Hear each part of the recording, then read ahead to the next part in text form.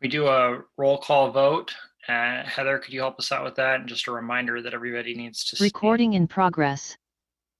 Perfect. Sorry, I just got the recording going. That's all We're right. also being recorded on CTN. This is the Zoom recording that I just started. Excellent. So Heather, if you could help us out with the roll call, and then just a reminder to everybody that you need to state where you're calling from, as long as we are virtual. The jurisdiction that you're calling from. Correct. Sorry. Yes. All right. So Stephen is not here. Jennifer is not here. Alan. Yes, Alan is here, and I'm right on 531 3rd Street, Ann Arbor. And Sarah is not here. Jeffrey Henney. I'm here, Jeff Henney, and I'm from Ward 4, 1402 Henry Street. You don't actually need to give your addresses. I mean, you can if you feel like it, but really just the jurisdiction. So you can just say that you're in Ann Arbor. Ann Arbor, yeah. All right. Camila Lizundia. I'm here. I'm calling from San Carlos, California. Oh, nice. You lucky lady. Rita Mitchell. I'm here calling in from Ann Arbor. Okay. And then Alice, I don't think she's joined us yet. Frank Wilhelm. I'm here in Ann Arbor. Adam Zemke. Here, but in Port Huron tonight. Tom Crawford. Here from Ann Arbor. And Erica Briggs. Oh, and Alice just is joining us. Excellent.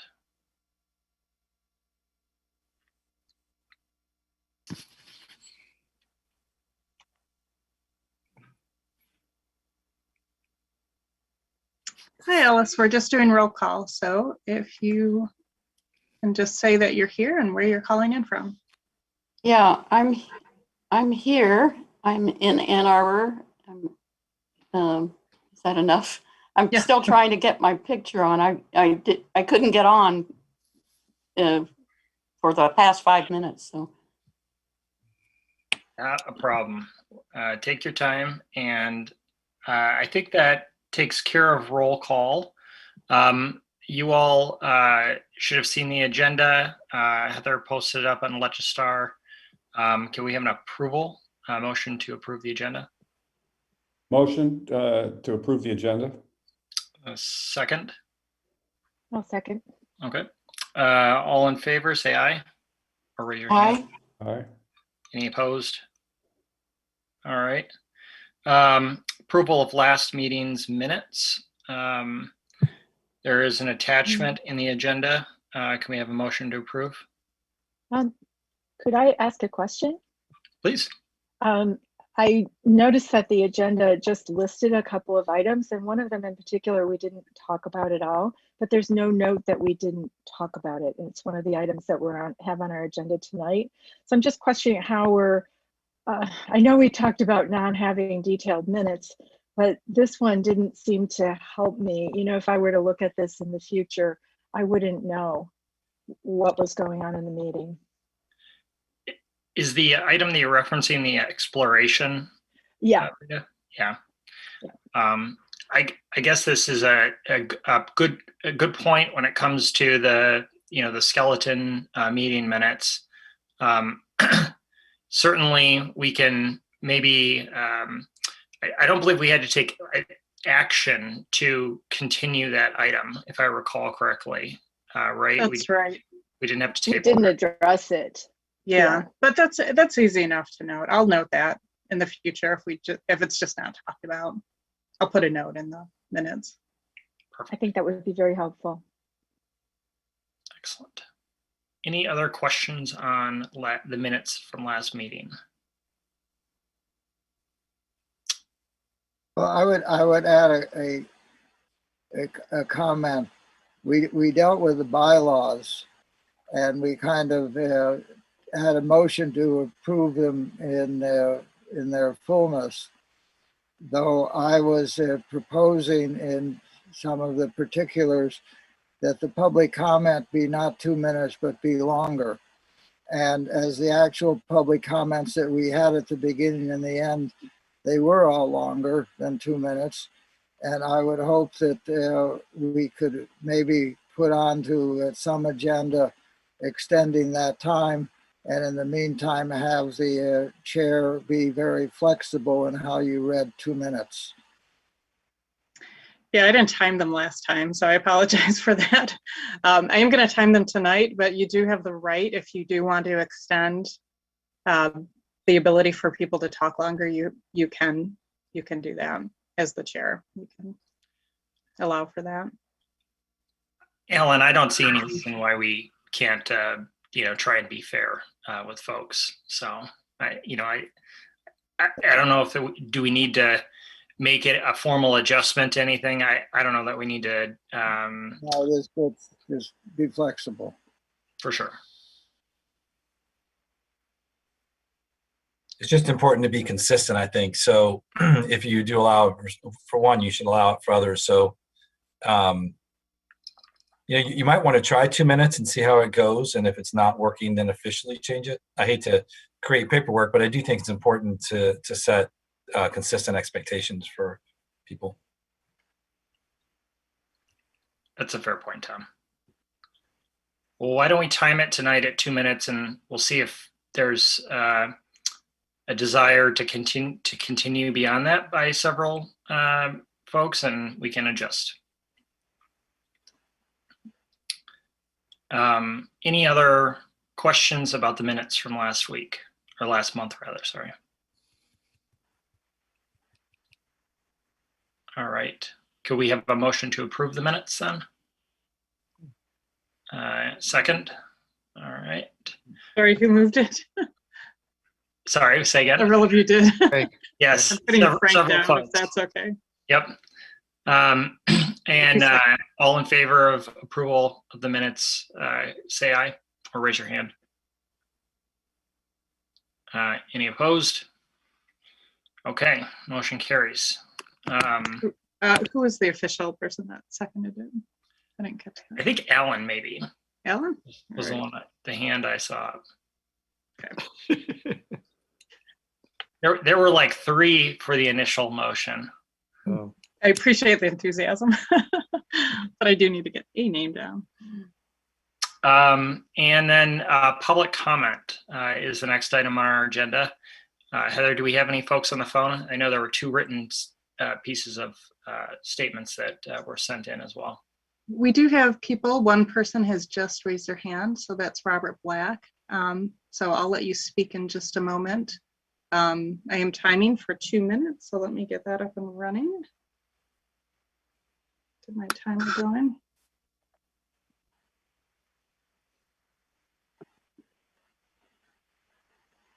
Okay. All right, Robert, you should be able to talk. Good evening, Robert Black. I'm working with and advising the initiating committee. This is a written statement timed for 1 minute and 57 seconds. Thank you for your willingness to listen to comments from the public. This is an important process that will inform your work in shaping the commons, an essential part of Ann Arbor's future. The written communication that I submitted that was part of your information packet for this meeting has 3 components: an overview memo, suggestions for specific next steps, and an example of how to structure a discussion of the physical elements of the commons. The cover memo advocates for the importance of process before product. This necessary groundwork, the idea of a good process, as in preparing the soil and gardening, will lead to better results in the growth of the commons idea over time. The second part of the submitted material suggests and acting on the recommendations of the Center of the City Task Force.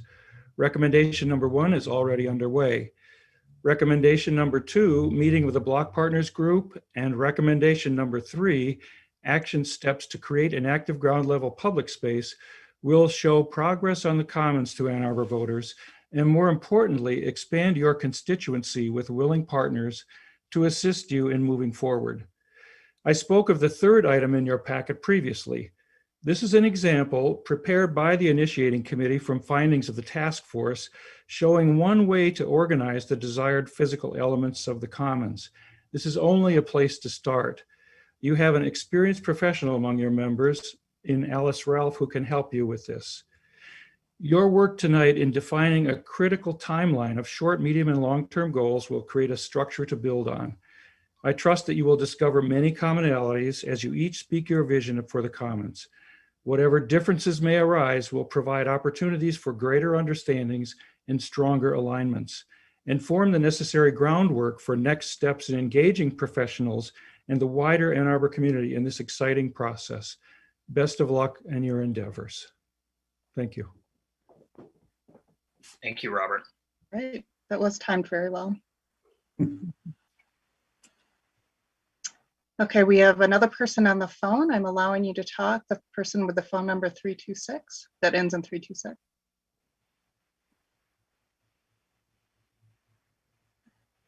So you should be able to. Can you hear me? Yep. Yeah, if you can hear me, this is Jeff Crockett. I live at 506 East Kingsley, and I am here very excited about the progress on the garden, which is just community garden, which is just north of the elevator. And I'm hoping that you will all come and stop by and not just look and appreciate the garden, but pitch in and help with the weeding from time to time. It's been a lot of work. So one of the items is just trying to water the garden, and I bring from home sort of a water reel attachment, and then bring it to the Commons garden. And thank you to Council Member Rumlawi for providing water, because we've gone about 4 or 5 times and we're doing this, but we're hoping that we can get the sprinkler system through the DDA activated, so we don't have to go through the effort of watering. So I appreciate all the work of the other people who are working in the garden, and I hope to see you out there sometime soon. Thank you very much. Thank you. Thank you. And that is it. Okay. With that, we'll close out public comment at the start of the meeting and go into any member news and updates.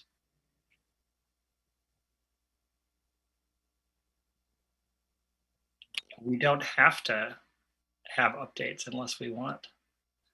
Alan and Rita. Alan, go ahead.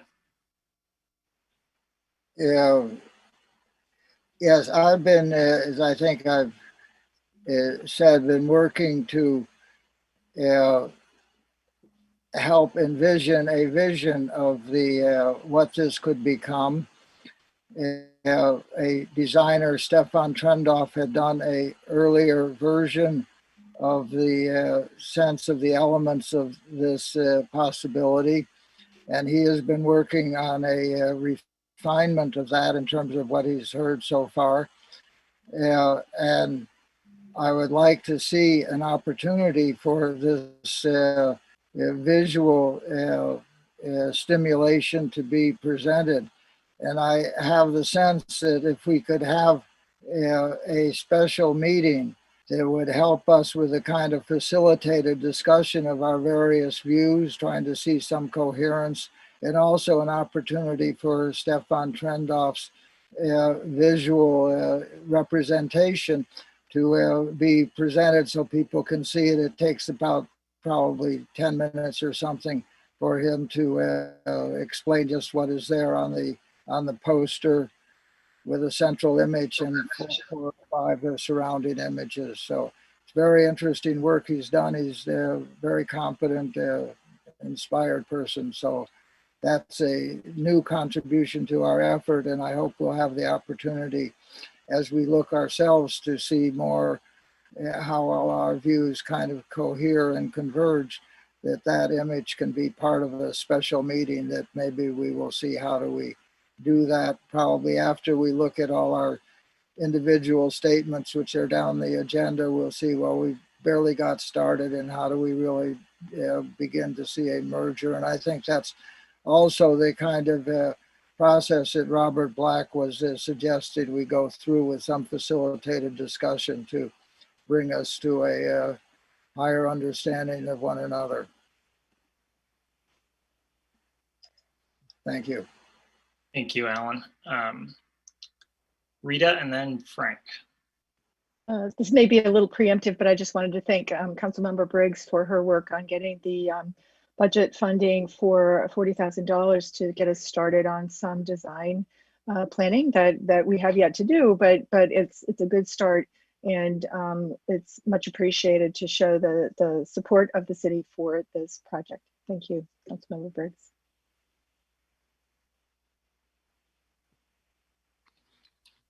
Frank? Just to echo Rita's thanks to Erica. I think having the anticipation of funding for a design and planning study sometime in the coming year, in my mind, underscores Robert Black's recommendation, and echoing Alan. I would like to have us consider action at some point in the meeting, perhaps later, on the establishment of a subcommittee to bring forward a proposal for what I'll call a facilitated working session program. It may be one working session, it may be a couple, but I think with the individual inputs that we've had, nicely capped with Adam's late but very welcome arrival of your comments.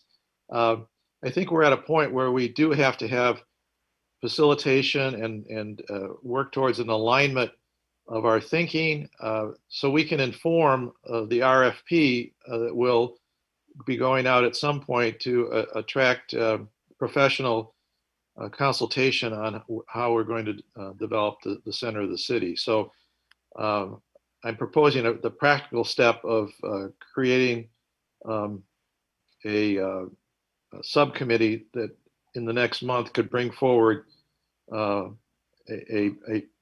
proposal for the establishment of a facilitated working session program.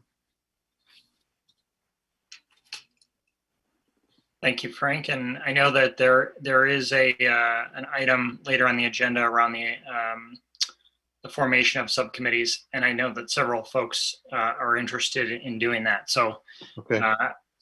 I think certainly, however we want to structure that works, as long as one of the words you said was working subcommittees, can be really beneficial to this process. I would echo that. So, Councilmember Briggs.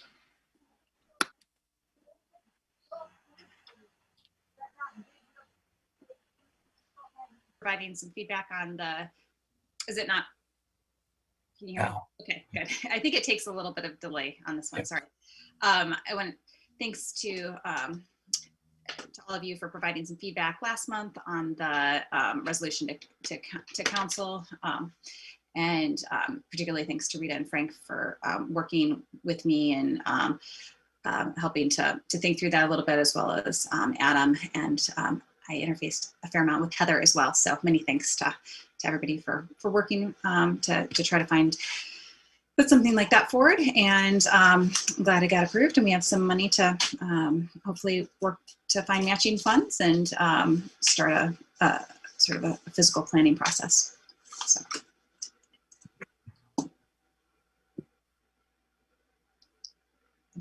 Thank you, Erica. Any other member updates or comments? Tom? Yeah, I had a couple people ask about where we were on trying to clear the top part of the deck. And as we've talked previously, one of the things we need to work through is how the maintenance of any activity there and the liability, if there's damage, would be handled. So I just want to let you know, I've started kind of drafting something so that once we work out our roles and responsibilities, we rather than waiting for that to happen, we're going ahead and drafting a concept kind of MOU that might be able to be used. I'm working with the DDA on that. So I wanted you to be aware of that. Bravo. Great. Thank you. Camilla would like to say something. Yeah, Camilla, please. Thank you. I realize this is a little preemptive, but I just wanted to volunteer my expertise in facilitating workshops. It's something that we learn in planning school, and it's something that I personally enjoy. So I'm very interested in this idea of having regular facilitated working group sessions as opposed to just one-off sessions. And I think that the opportunity to move away from this rigid type of schedule will be helpful for us to just spend a little bit more time thinking about ideas. Excellent. That's very good to know too. Yeah, super. Any other updates? Heather, just a question to Camilla's comment. If we were to do working groups that may or may not include additional members outside of the council, TBD, what is the process around the public notification? How much in advance do we need to give, and what are how much of a rigid schedule do we need to adhere to? Ideally, I like to give at least 2 weeks notice for people to, if people want to come and put it on their schedule. Technically, it doesn't have to be that long. I think it's actually only 48 hours, something like that, for a special meeting. But the longer the better. Okay. All right. Unless there are further comments, we'll move on to the item that we didn't get a chance to get to last meeting, which was the exploration of issues and solutions. And I think it's maybe going to be a tag team of Heather and Tom, or mostly Tom, potentially. I was not planning on speaking to this. I mean, we provided it as I'm happy to, but provided a little bit of an update on the first item, which is the deck. I can provide one other update on there, but this is kind of a live document that we are intending to kind of provide you for reading purposes, and if you have questions, we can respond to. I forgot to mention earlier the Wi-Fi. The city I understand from Alan that the Wi-Fi reach from the library was a little challenging. The city's doing a build over the next 12, 15 months or so. And in the downtown, as we do that, I've asked them to incorporate coverage from the city through there. So that's also kind of in the works. Are there any specific questions about any other aspect of that document? All right, Councilmember Riggs.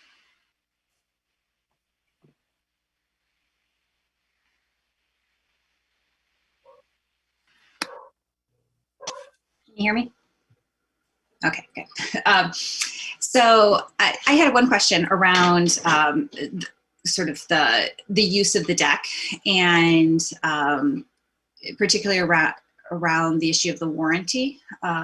If the deck surface is, I guess, there has been some sort of damage to the deck surface in any sort of way, it sounds like. It seems like we as a commission probably need pretty detailed information about exactly how the deck can be used, how the structure is built, in ways to help really understand what sort of short-term and long-term actions can happen on the deck. So, specifically, I would love to hear a presentation or have more detailed documents that we might be able to peruse that inform all of us about how exactly what the deck is built for and can be used for. Because I don't want to start visioning around something like a fountain, for example, and find out that's just structurally impossible. I want to really understand how that space can be used. And I think we need more than sort of high level information to do some of this work. So those are, I guess, some of my thoughts on that. And some of the financing, I guess, around the you provided some information around the dollar amounts of revenue, that the surface level parking is the revenue that's bringing in, and sort of the debt that surface level parking provides. I'm kind of curious, we might need some more information on what that looked like in terms of revenue during COVID versus, outside of COVID. Are there, sort of mentioned that you're working with the DDA about thinking about those issues, but I think maybe some more specifics around some of the revenue issues might be helpful for this group as well. Okay. On the revenue side, they'd have to speak to that. I remember talking to them, and we may want to invite them to come and talk. They have, I believe, trying to remember whether they can identify what the activity is on the surface versus subsurface. And anyway, I'll let them address that. I'm not quite sure how they could speak to the use of the site. I mean, it really does depend on what you want to do. The structure obviously was built to hold in certain parts a lot of weight,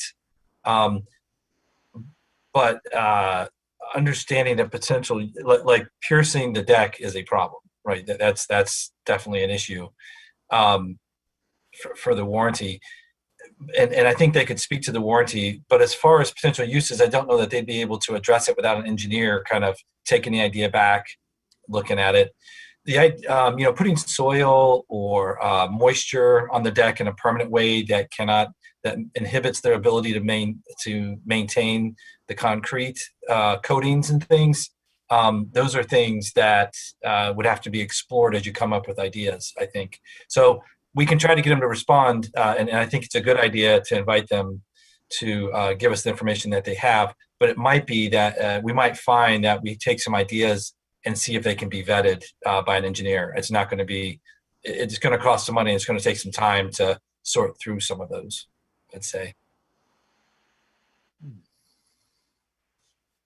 So Adam, if you'd like, you or I or Heather and I can work on seeing if somebody can come at the next meeting to discuss that.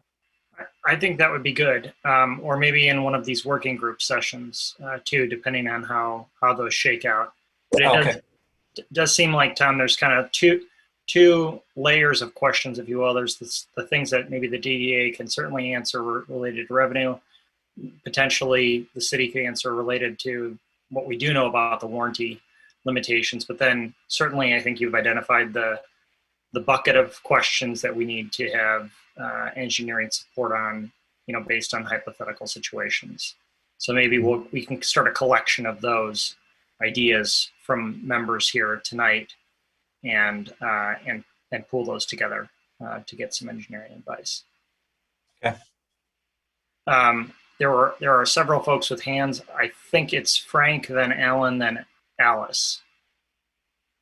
I wonder if the document from which we're selecting items to talk about that was on the agenda last time, which is on the agenda this time, can that be put up so we can see that? Yeah. Do that. I used to have a photographic memory, but Heather, if you'd like, I can try to do that if your hands are, you got it? Okay. I got it. Yeah. There we go. All right. Can everybody see that? Yep. Well. So I think the first item was the parking deck surface, and the second item was the water and restrooms. Yeah, water and restrooms is next. I guess my one question about that first item was the figure of $132,000 debt associated with the surface parking. I'm under the impression that the debt is a general debt. Maybe this is just a mathematical calculation based on parking spaces, but that there's no specific debt attached to the surface of the lot as opposed to all the parking, in the various levels. The debt in a city issuance is really kind of a bond, And in doing the bond analysis here, I can double check where how the DDA got that, but it's important to note that the purpose of what is built is really relevant to the way that it's accounted for and managed. So the item that's come up between the DDA, what the DDA has raised with me on this, is if we're changing this from the deck, from parking, which is that this has been paid by the parking fund and parking system pays the debt service. If it's removed from that, then it would need to be covered by another source. If it's the DDA, what is that? Is it their TIF fund where some pedestrian improvements have been made and roads work was done? Or is it the city? Those are the questions that they have, and they will have some opinions as they work through their committees in discussing that they're going to get back to me on. Okay. Thank you. Alan, I think you're up next. Yeah,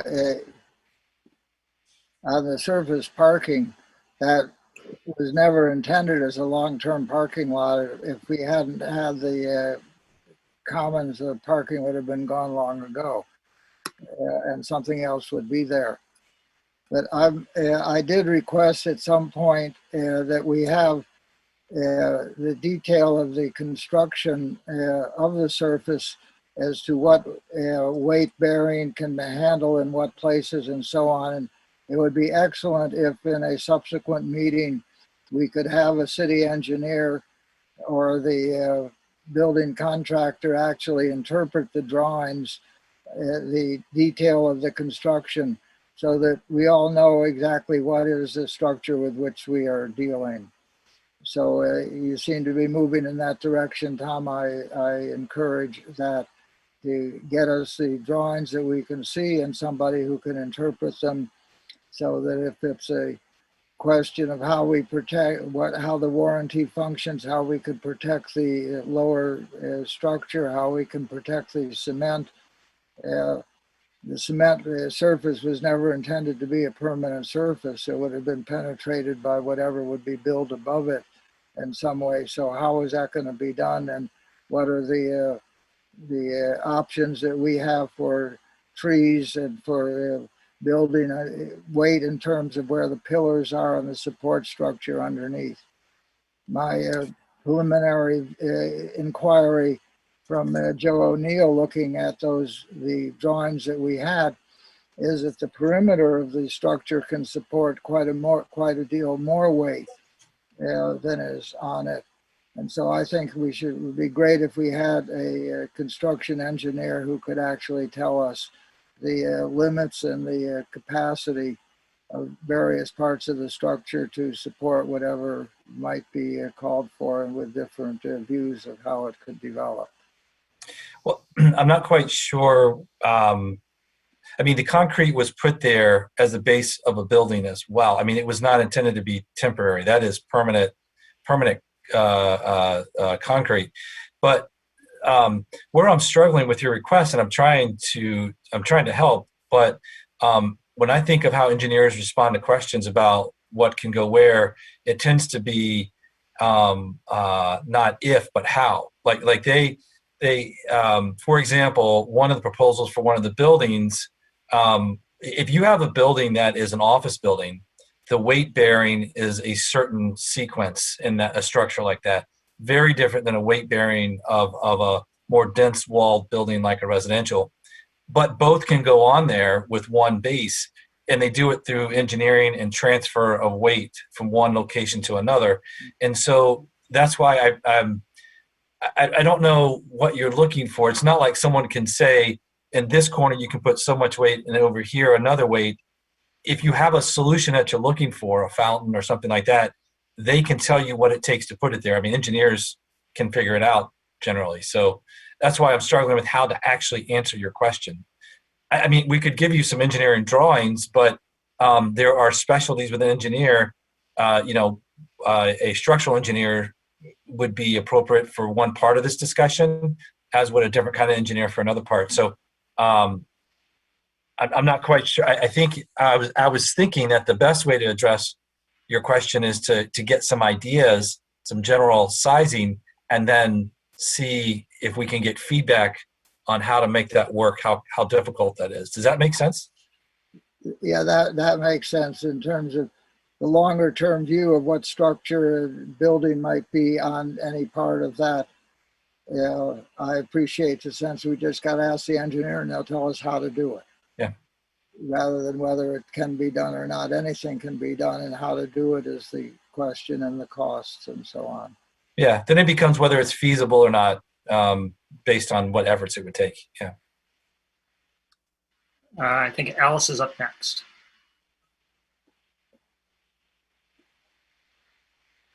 Okay. I'd like to be brief on this, and I have to because that's the point of lack of information. And to look back, as I recall, the bonding analysis and the bonding requirements for the debt were challenged a bit by the amount of parking which was available to the public for public use. And there, as I recall, there were one or two lawsuits that proceeded for some time. And it's so long ago that I would just like to make sure that there are not also issues with the bonding that we would be limited by, or that there are some that we should be aware of. So maybe I'm kind of lost track of where that history went, but it was like some percentage of the parking spaces were required to be available for public use. And there was some question as to whether monthly permits, for instance, were included in public use and so forth. So if there's some way to kind of look back and make sure that all those kinds of issues were resolved and that we know what they were and how it came out, we would then know the financial impact on some of the changes or proposals that we might have. Yeah, that's a good memory, Alice. There was a lot of discussion about that. I don't remember lawsuits, but there's just so much discussion. I'm not saying there wasn't. The allocation is, affirmed. We went through a lot of discussion. I think there was an audit there's even a discussion, I think, with the IRS about it just to make sure. So I mean, we're all set there. The city would not allow a change of use to occur without revisiting the implications of it. So, for example, if the outcome of your conversation says, well, we'd like a cafe here, or this over there, those things will, as a matter of city business, be run through all the things that we have to look at to make sure we stay legal. One of the but I do not anticipate a change in usage based on my conversation so far with our bond attorney. I do not anticipate a change of usage from parking to non-parking in and of itself to have a negative consequence to this commission moving forward. It would still be public use in that respect. Okay. Yeah. Can I clarify what your last statement was real quick? And I know we have another number of other folks, but when you said that you do not anticipate a change of usage to be a negative consequence to this commission, you mean, and you previously had said you're going to weigh obviously the city would weigh the revenue considerations and analyze those. Did you mean, could you expand a little bit on your last sentence? What I was trying to say is, it does not appear that the fact that there's a bond against this is going to affect the repurposing from a use of parking to a non-parking use, as long as it's public purpose. Okay, sounds good. Thank you for clarifying that. Mm-hmm. I think Rita is next. Thank you. Well, I have to say, just looking over this list and thinking of our short-term discussion, which is to come, it feels like each of the categories has a barrier to use for short-term. And so I would like us to come to an understanding about how we will deal with things like access to drinking water and restrooms if we're going to be using the surface of the lot for short-term kinds of things, the activities that we considered or we are considering, or it does all of what I'm pointing to in this document get addressed by the section, let me see if I can get to it, the last section that is not the last, but where is it? Activate the space in the near term. So it feels like each of these items have certainly a revenue or a cost associated with them. And so my question is, because I feel like I've been confronted many times with my own concerns and those that I've talked with in the community, that there's a wish to move forward with some activation. And so I would like to have a solid way for us to proceed to address those short-term things that we all agree with. And so sorry.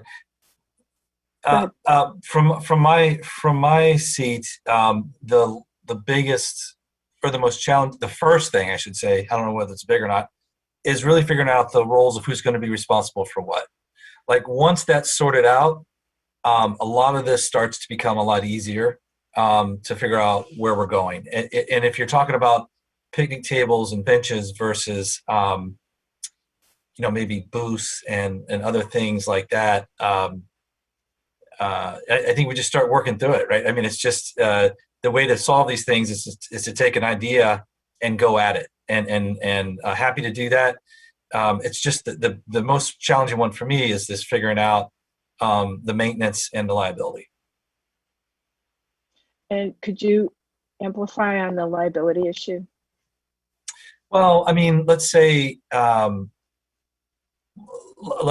someone is putting a tent up, a vendor tent or something up, and they try to secure it somehow and it damages the surface of the deck, or some other damage is done.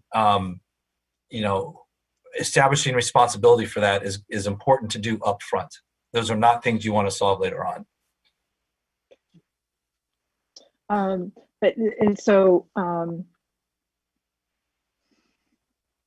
How would you suggest that we proceed with things that are, they're on the list as being kind of more in the future, but they are things that are requested now, like the Wi-Fi, like access to water, where we've had trouble in our gardening event days using restrooms, getting access to water.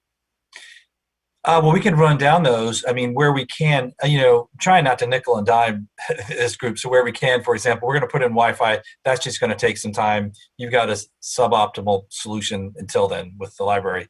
The restrooms, I know this and I have forgotten it when the library is thinking about opening. But I thought we resolved that the Blake Center did have restrooms and water. I've got confirmed from Matt Carpenter that they are open and available to the public.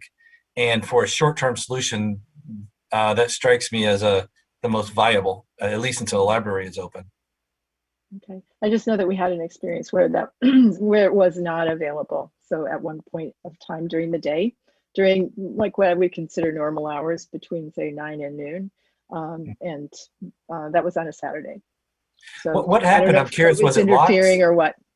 Yeah, I'm curious what happened because and we can take that offline if you'd like, because Matt had said that they were open. Yeah. Okay. Well, let's take it offline and I'll get the details. Sure. Okay, thanks. And Camilla, I think you're up. Thank you. I was planning on bringing this up as an idea when we talk about subcommittees, but I feel like it's relevant now. So if I had to describe the main issue that our group has been facing recently, it's one, like how do we get started? And two, also documenting all of our ideas and issues that need to be addressed, in response to Rita's concerns. We spitball a lot of ideas, but we don't have a central location to put those ideas, like a Google Drive. It's all on our own notebooks. So my proposal, which I'm happy to hear feedback about, is to make a giant to-do list and to rank specific tasks based on priority and who it's assigned to, such as a subcommittee, the city planning office, the public, etc. And I think moving forward in our agenda, when we get to the part about roles or subcommittees, it might be helpful for someone like Adam to pull up a Word document and just make a table with writing down our ideas for different subcommittees and then our ideas for tasks and go from there. I think that's a good idea. I agree. I think it's a good idea. Are there any more questions? And I know that kind of per Camilla's suggestion, we're going to, have some items for Tom to take back. I'm sure we'll add to that here shortly. Are there other things right now that were directly related to this document that we didn't get any feedback on, or that folks feel is outstanding still? We can always add to these things, right? And we'll capture that on a task list.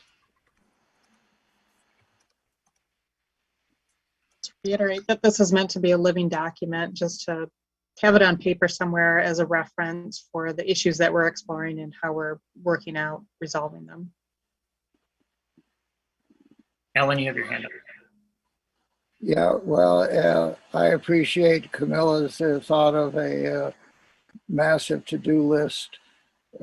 My effort towards short, medium, and long term was quite a bit of a to-do list. But in particular, in that document or in one of those such issues and solutions, I think that we need the block group of all the partners on the block to be convened, because we really need to see what is the plans of the library, what are the plans of the Martin people, how do they mesh with our own thinking.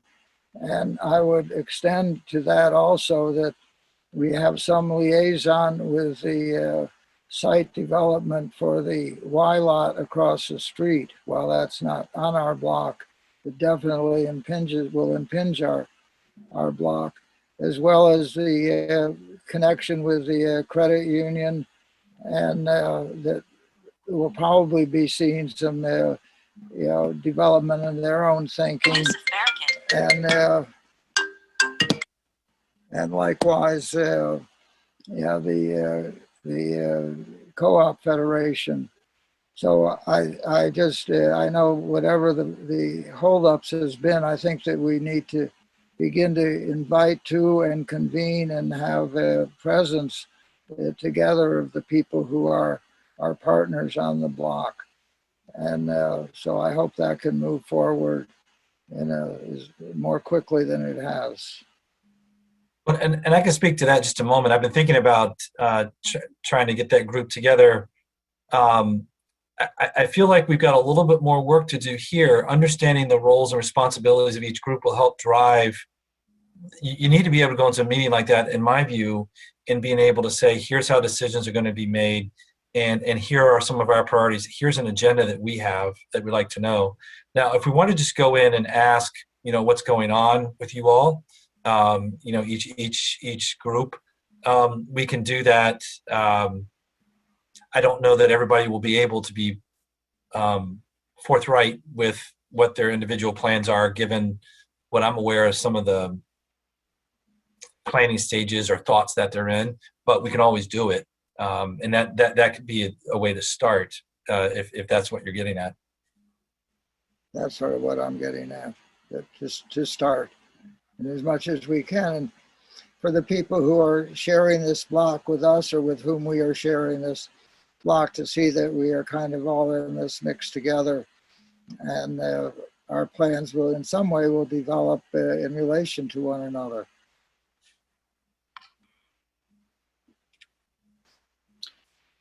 I think there's definitely, certainly, as we decide how we're going to form and do our work, certainly, I think that both points that Alan and Tom have made around, the incorporation of people into that working process, we'll need to identify.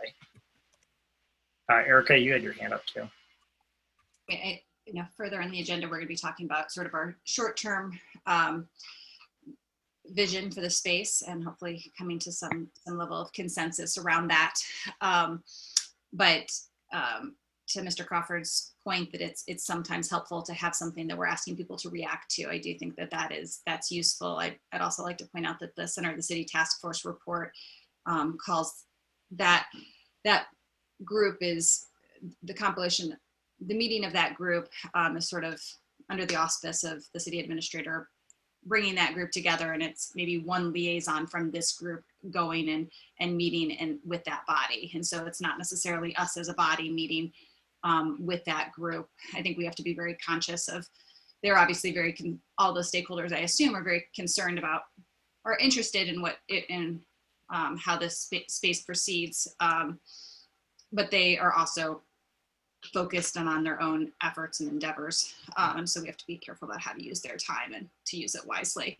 To return to Rita's point about how to sort of move forward with short-term, the activation of the space. Mr. Crawford, you mentioned about sort of maintenance and liability, who's going to be responsible being the primary issue. I do think it's a challenging issue for us to resolve because we're kind of working outside of the models of who might traditionally be responsible for something like this. And so, this is not, there's part of the space that is park space, and we need to be conscientious. I think that we're going to have to interface with PAC on as we discuss that. So we have one potential responsible party if we're thinking about what happens there. But top of the parking lot is obviously, that's traditionally Republic parking, but we're talking about efforts that would not be within their purview of activities.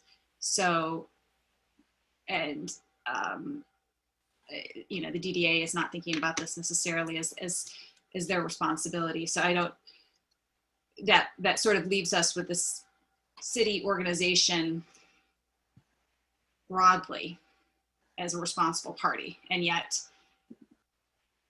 the traditional departments that might handle this are not, would not be engaged. So I don't know how we exactly resolve that if we're talking about activating the space in the short term as we move into this discussion. I guess we can have a discussion around what we think about that short-term vision might be, and then maybe that leads us to thinking about the responsible parties. But it does seem like we're stuck a little bit in a circle on this one. It's a bit difficult for us to resolve maybe with the traditional operating parties. So I don't know. We may have to, I'm not sure how to, maybe you can provide a greater guidance to us on that later in the discussion. Well, I definitely think one part you just identified, Erica, around maybe creating a vision and then having that lead us to who the stakeholders may be, seems to make a lot of sense to me. I think we've got Frank, then Alan.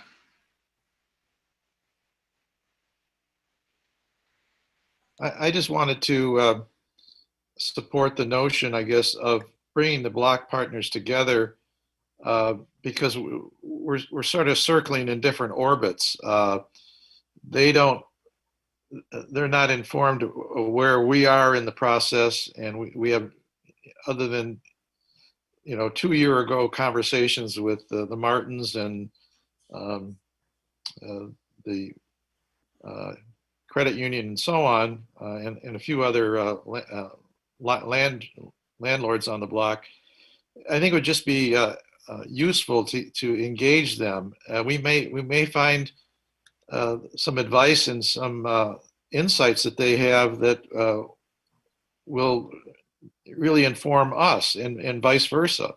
So I would encourage at least an initial meeting. And I think one idea that has been floating around is maybe not regular meetings of all the block partners, but find ways to integrate block partners based on their interest into some of the subcommittees that we're going to be forming, so that they're attached and feeling part of the conversation as things begin to emerge. That's just my thinking at this point. Sure, definitely. And I know those conversations you just alluded to certainly have been, popping up, I think, of interest. Alan. Yeah, as this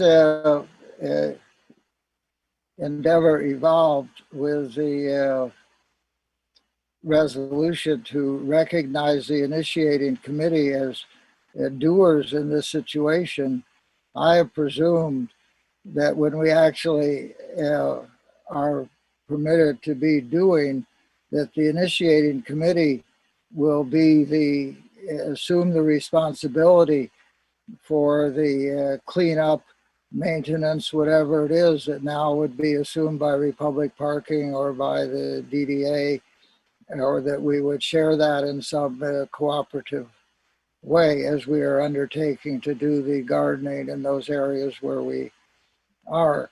So, and I think that's in the short term. And longer term, I think that we will be creating some management group that undertakes the integration of all this space and joins together what now is the DDA, Republic Parking, Park Commission, and Initiating Committee in some new conservancy that actually is managing this. But in the short run, I'm assuming that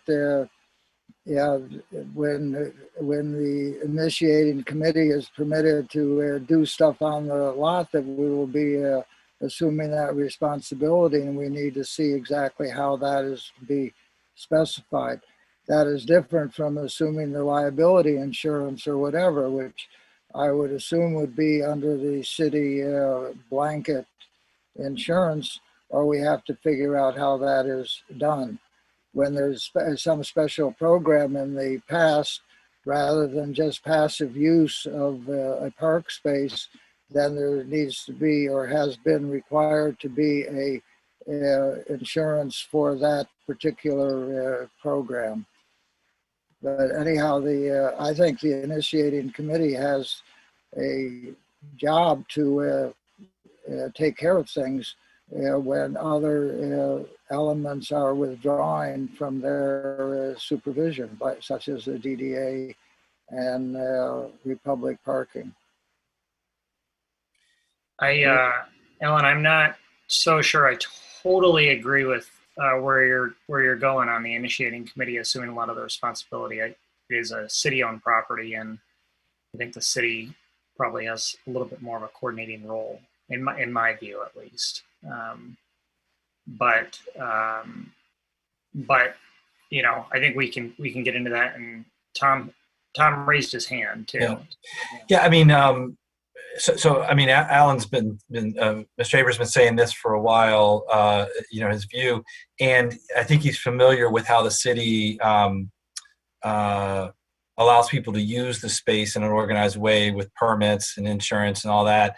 And I think that as into what Councilmember Briggs was bringing up earlier, I think it's useful to really, this is the hard part in my view, because we have to be careful about not getting into a situation, I think, of where there are perverse incentives. If, say, for example, the city or the DDA were responsible for cleaning or liability or whatever, just for purposes of this discussion, and yet there was a commenting effort of just people being able to use the space in some creative way, something fun, and then something happens, you actually have the user not have any accountability for their actions, and transferring I won't say a private use, but a group's use to the public. And that is a little bit different than we might do with that seems very different to me than the way that we're handling parks. Even in parks, if you're wanting to organize something or do something there, we have all these things to go through. So I think, I don't have the answer here. I think this is a good discussion to have. And this may be one we want to take offline because it's one of the harder nuts to crack.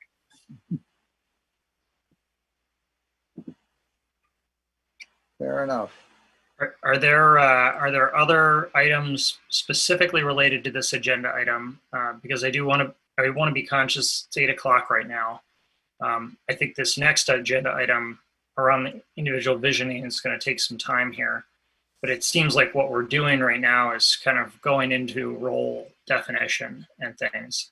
And certainly the visioning can inform some of that, but also this conversation clearly can inform some of that too. So I'd like to make a suggestion that maybe what we try and do is limit our explanation to a shorter period of time. We set a time around our visioning, and then we can continue that.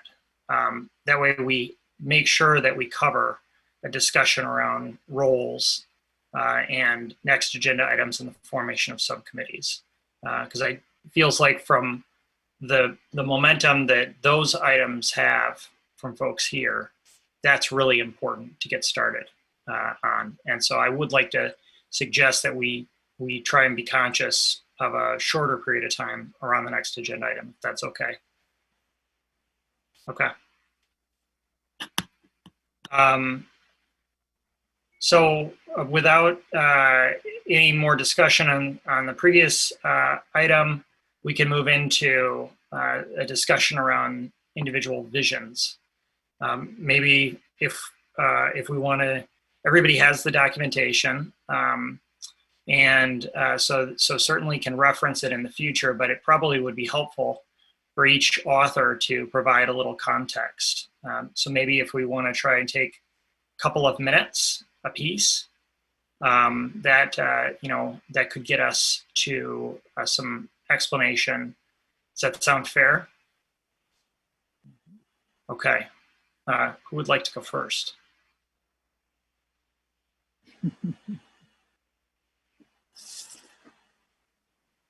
We can go in the order they're listed on the agenda too. Alice, you had your hand up. I think we need to have you unmute.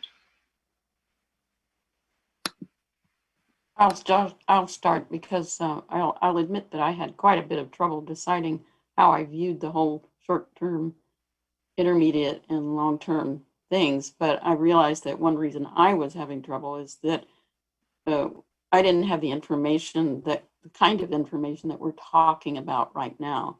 What do we know about our opportunities and limitations and so forth? So I think I did get a look at Adams at the last minute. I had a week, but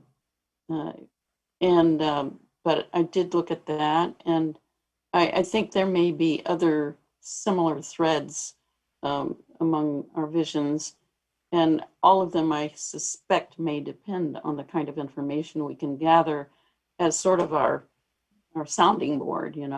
Okay, this is a good idea because we have this information that shows that we don't have far to go to get that done. That's a short term, and so forth with the intermediate and long term. So that's my version of the vision was very skeletal, but based on the information that we need and that we have both. So that's what I have to say.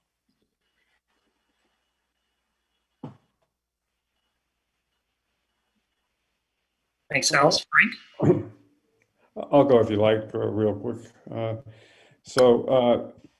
There's kind of a connection between what I'd like to see and the process that we need to go through, because as Alice pointed out, there's information that we need, and we need also to have a process of working together.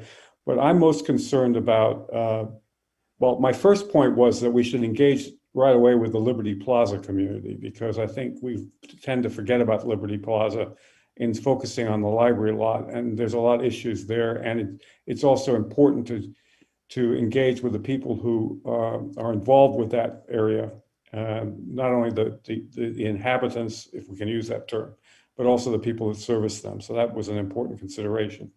And we also, I think we've got to get these working groups moving quickly, because otherwise it'll just be months and months and months, because we only have a meeting once a month in our group. And if it's going to be another month before we have another one, if we don't have these working groups working during this month, the summer will be gone before we know it, and nothing really will have happened. So I think working groups need to be in place and working, within the next 30 days. Also, I think the facilitation, we need that facilitator getting everybody's vision sort of integrated. As Robert pointed out, there's probably a lot of overlap. I mean, I know there's a lot of overlap because I looked at other people's work and mine, and there's an enormous amount of overlap. And I think that Camilla was very generous in offering her skills to maybe work with us on that. Maybe she could work with, also maybe Robert might be useful, or somebody else. But appreciate very much Camilla offering this. And I think she recognized, probably having looked at that stuff very much, why she brought it up, that there's this commonality there, the patterns, if you like, that we need to put in place. So the facilitation needs to happen also very quickly. Otherwise, it'll be forever before we get our common direction going. We've already talked about convening meetings of the Library Lot and Liberty Plaza partners, and that needs to happen, at least in a preliminary way, again, within the next 30 days from my perspective. And then we need to start deploying some removable resources, hopefully in line with what comes from the facilitation and the initial meeting with, block partners, that can show that activity's happening, that the booths, maybe a temporary fountain that can be moved around, that can be fed by water from a hose or something like that, and some chairs and tables, and maybe chessboards, like a lot of European cities, they have that kind of thing. A lot of people have spoken to me about this and said, get out there and get us engaged, allow us to come and mingle with each other, doing stuff.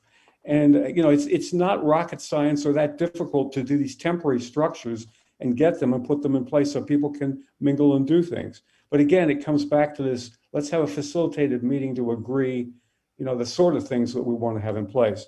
A lot of people have offered stuff. Alan actually has a very detailed outline. I think that that's one that could be our starting point to speak to Camilla's, big list. I think Alan's item is good. I'll finish by just saying that, because I put a bunch of things down here, but and over the medium term, I put some dollar amounts too. I mean, people are scared of putting numbers down. I think we ought to start thinking in terms of what are we really talking about?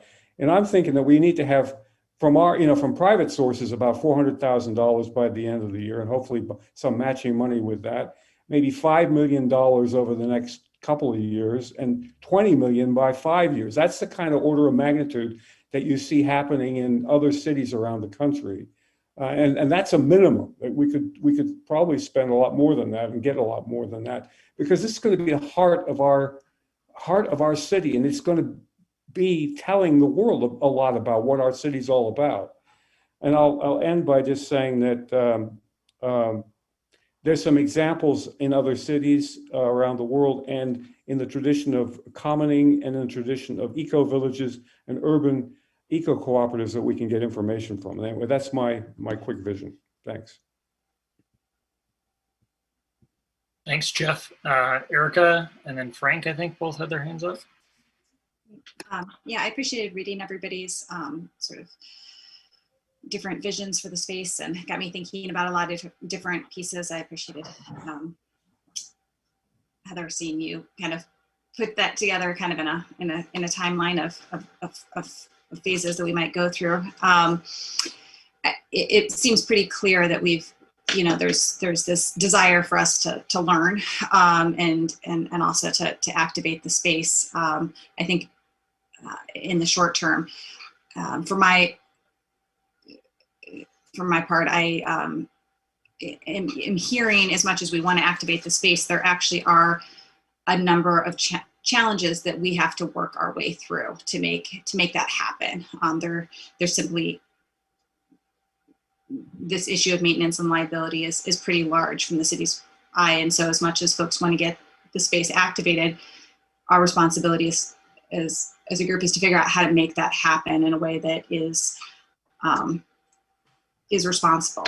And so it may not, as much as folks want to see things happen immediately, I think we have to work with that when it comes to the library lot. The space that we do have and available immediately is Liberty Square Plaza. The challenge that we have as a commission is there's actually another commission that's set up to oversee that space, and that's PAC. And so I do think that we need to figure out how we're interfacing with them, because we can dream up a lot of different ideas, but we're dealing with limited resources, and we have to figure out how we integrate that.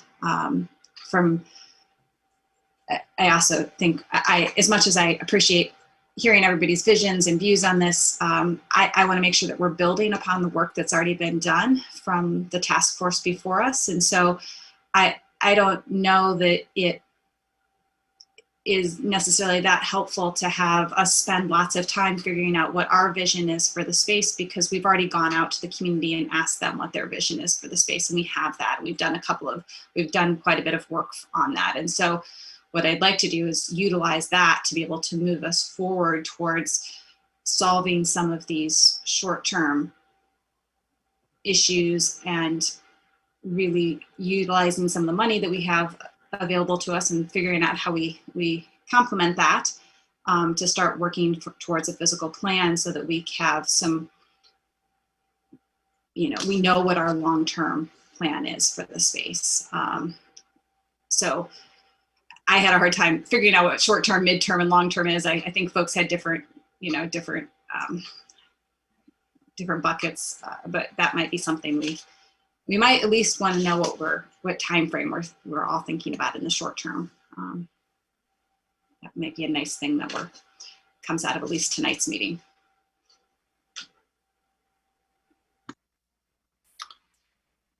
Frank, do you want to go?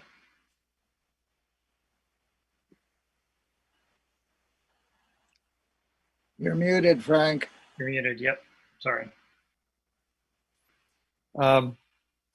Just following on from what Erica just said, I think we did try to reach back to the task force, and it was my first journey through the appendices. My God, there's a lot of information there, and we pulled out, a selection of quotes from people who responded to the various questionnaires, what they were looking for, and then there was an interesting ranking of activities that people wanted to see on the site, and I think those informed us as we thought probably as much about short term because it seems more definable than intermediate and long term.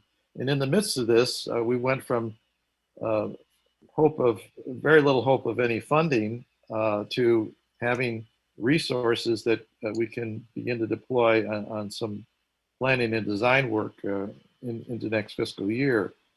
And so I don't want to speak for Rita, but I think we saw the immediate activation and what might be possible, let's say in the next 6 months, the balance of 2021, as kind of a place to experiment a bit, which will inform the intermediate planning and the longer term planning. We might get some interesting notions as we attempt to deploy some activities and events in these locations. I think one thing we need to do is be sure that all the public land on the block are part of the park's next 5-year study. Because one of my hopes, I don't know if I'm smoking the legal stuff now, but my hope is that this all will be viewed as parkland at some point. It's really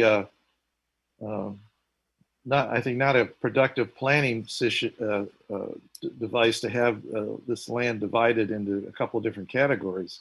as we think about a unified plan. And that was, we really, I think Rita and I both emphasized to each other, we need to think about Liberty Plaza, the top of the parking structure, and Library Lane as a unified parcel in terms of planning over the intermediate and longer term. On fundraising, I was rocked a bit, Jeff, by your numbers. My experience is you build numbers based on the vision and the elements of the vision that come into shape over time. And so I can't relate to the 5 million, the 20 million, because I don't know what they attach themselves to, but we can work that all through over time. Rita, I don't want to deny you the microphone here. Well, no, I think that was a good summary. I just would say that I do feel it's essential to link up with what I call the block partners. In what I've read of other cities, the community as represented by the businesses and other organizations around these kinds of things do participate in some way. And I think that we'll find some strength in that and some ideas that could be really fun. That's what I'm hoping for. So I think I'll stop at that so we don't go over time. I might just comment. I think, and Sarah Hammersmith was helpful to us in understanding something that should be obvious, that the business partners, the block partners, really want to draw economic benefit from whatever happens here. And so all the more reason we need to begin to have conversations to understand what their vision and what they potentially see as a benefit to what we're attempting to do here. It seems like we're kind of operating a bit in a vacuum. Maybe they're listening in tonight, one could hope. But I think we need to actively pursue the conversations with the business community and the block partners specifically. I'd like to just add one thing. I do want to have a good conversation with everybody. But I think that parks provides us with a certain kind of structure and set of existing rules, I'll call them, that may be useful to us, at least as a model. If we are not, I don't know where we'll end up in our association with parks, but there are structures in that system that are recognized by the community that we can rely on. And I think consistency is a good thing.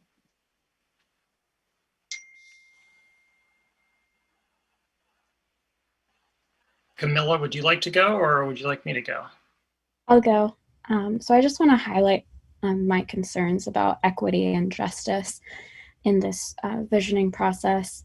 One of my greatest fears is creating a space for your stereotypical Ann Arbor white townie and to exclude racially diverse communities in particular. And I want to amplify the difference between equality and equity, equality being treating everyone the same, and equity being fairness and access. For instance, like even putting out an open call for public comment is flawed and doesn't reach every community equally. So I think that goes back to Erica's point about it doesn't really matter what our individual visions are for this space. We've been brought to this committee to focus on the vision, the greater vision of the Ann Arbor community.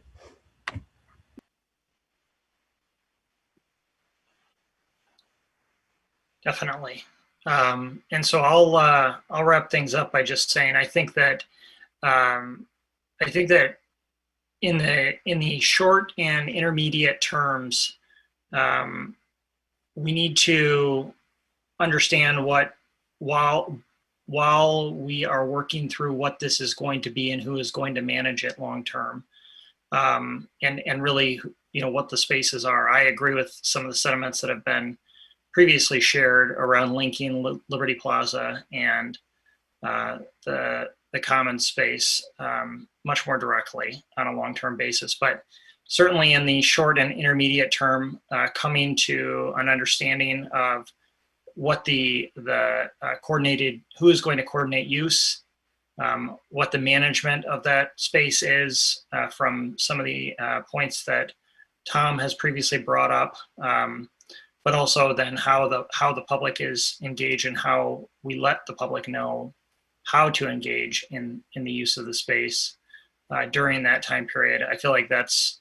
very important that we have a planning portion of that. I do think for the activation in the short and intermediate term phases, it's really important that be much more planned than left to be organic. I fear that that allowing the space to simply be open without any sort of coordinated reach out effort is going to lead to it being vacant quite frequently. And so I feel like a lot of the ideas around activating on a very deliberate basis are things that drew me to the short and intermediate ideas. I think from a long-term standpoint, I think a master plan really needs to be developed. And maybe some of that couldn't be started with this group, but certainly should include the block partners. And really that is sort of the basis for, I think, the long-term planning period. And so, I think we should start that process now, frankly. And that will lead us to the ability to select a design partner at some time in a not too distant future who really, can professionally do this in least ways better than I can. And so I feel like it's an all overlapping process. We start with that long-term vision. That's really what brought this council to creation to begin with. And the rest of the things in the short and intermediate terms are more to show the community what can happen, make sure they're engaged in providing feedback, and creating a process so that the space is utilized for something other than what it's used for right now, and also utilized for something such that it's not just left to be potentially not used for anything. I think that would be the ultimate failure, frankly, if we locked it off and it wasn't used for anything. So I feel like planned activation is important, really important in the short and intermediate phase, but then certainly all of this goes into the long-term vision. And I agree with, I think it was Erica that brought up that we cannot, there's already been a ton of work in my brief review of how long it took other communities to plan parks.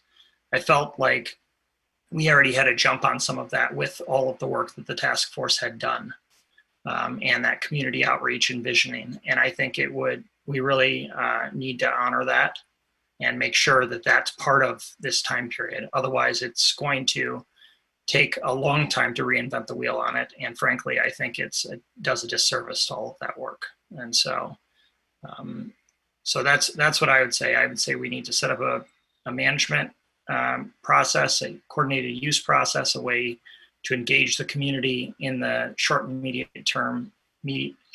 intermediate term usage, and then simultaneously we need to start planning this long-term path to a design firm right away.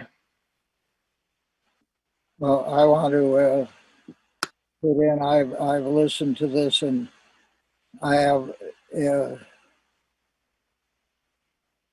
lots of agreement, though my main observation is this is a urban central park and civic center commons. And except for you, Adam, one time saying common space, commons was not mentioned by anyone. my document began with education. What is the commons? And it is something about which most of us know very little. The task force, by the time they were done with 7 months, had enough understanding to say, yes, we are for the commons. And included in the task force report was some reference to the commons and commoning. And the commons does not exist without commoning. Commoning is the relationship that produces a space that is self-managed, self-governing, and it is, as Tom and I had a little exchange maybe in a previous meeting, different from the way the city normally operates, which is a top-down direction, whereas the commons is creating a social organization of people who find needs for mutual benefit, accept mutual responsibility, and have a mutual respect. Camilla's statement, very important, is this is about equity. How do we really include the community of Ann Arbor in the design and feeling of possession of the potential of this space and participation in its creation? And the outreach to the community to have engagement and opportunity to put vision into it is very important. But the first part is really what is getting ourselves some sense of what is this commoning all about?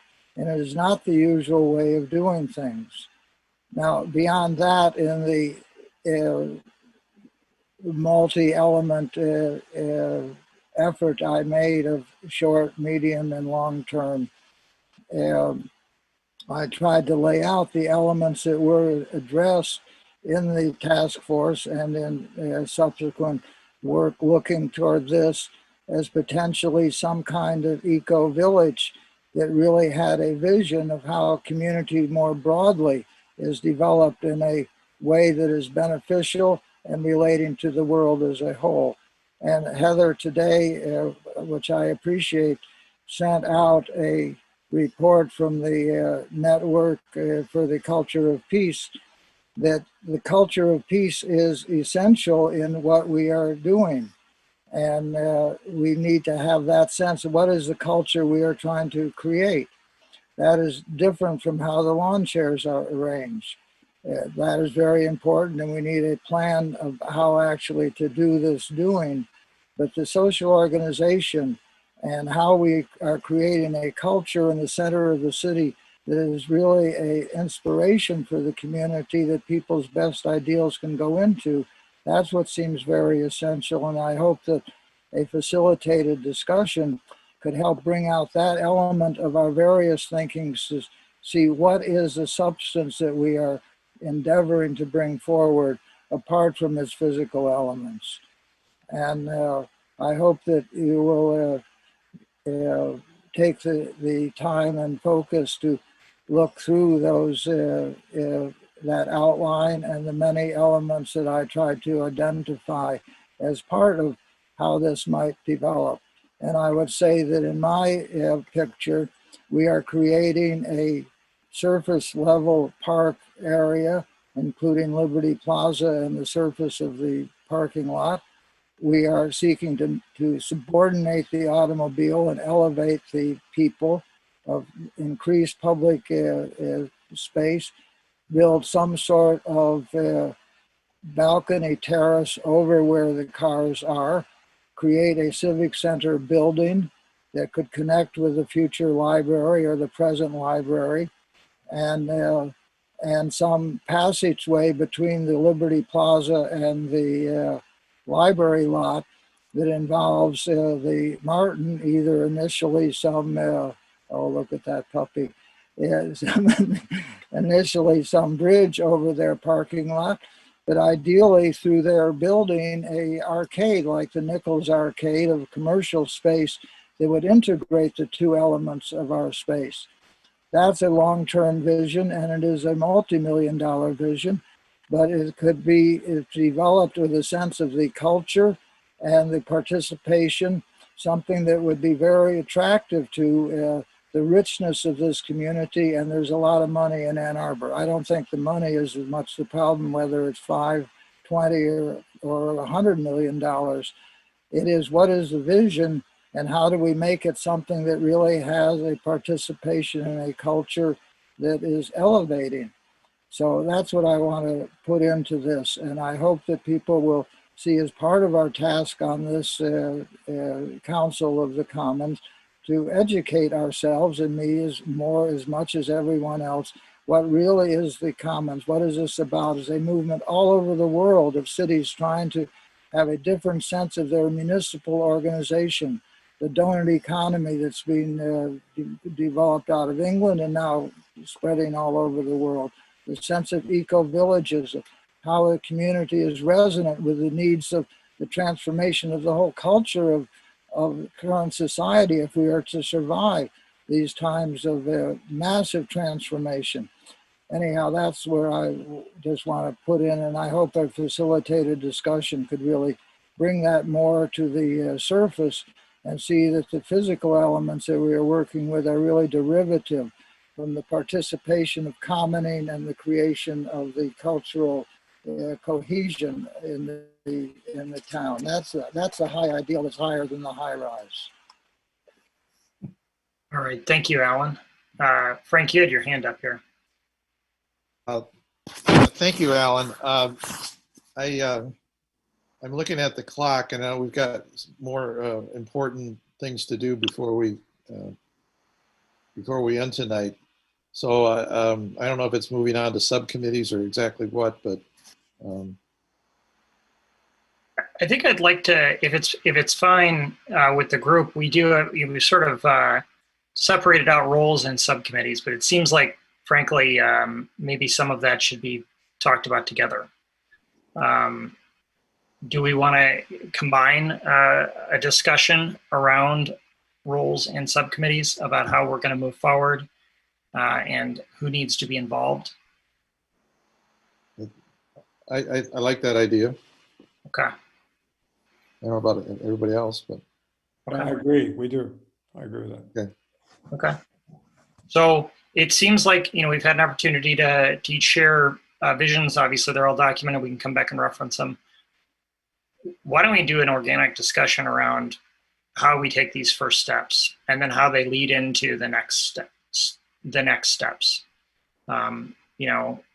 We sort of centered around this, we need immediate things, and then we have longer term things as well. And it does appear that they are quite different given the way the space is set up right now. So, what are some ideas? And then how do we as a body actually take that work?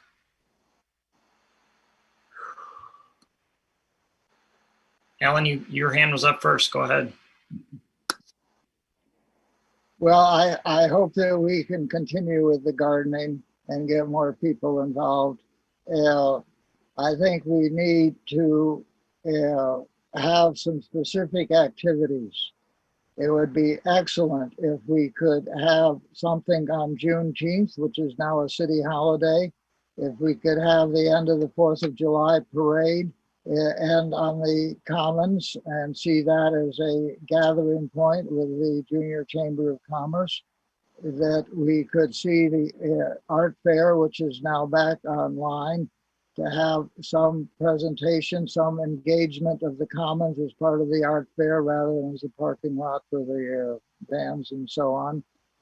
And looking forward to seeing September 21 as Peace Day as an activity. So looking at some public activities there that people could participate in and activate the space then. In addition, I'd like to see, the cars off, however we can do that, and some chairs and tables and so on. But I think some activities that begin to draw people there and invite the different elements of the community to do formal activities the way that's been done before. I could say a lot more, but that is one start of something, a program committee to look at those possibilities. Frank? see. Yeah. I agree with Alan. I think maybe the way to activate the site in the next, whatever it is, 6 months to a year, maybe around activities as opposed to, passive benches and tables. I think those can be there when there are events being sponsored. We need a way to introduce community groups, the art fair, the end of the parade, Juneteenth, whatever it is. And we need a small sales force to begin to really engage community groups that will then begin to think about this as a site. Because when you have organized activities, you have a protocol, you have a process, and Alan's familiar with it, but we need to spread that out among other groups.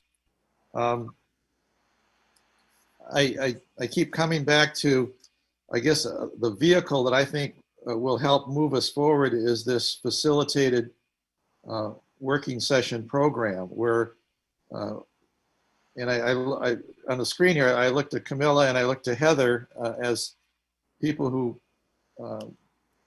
I'm assuming, Camilla says she has, and I've been told that Heather has this background as well.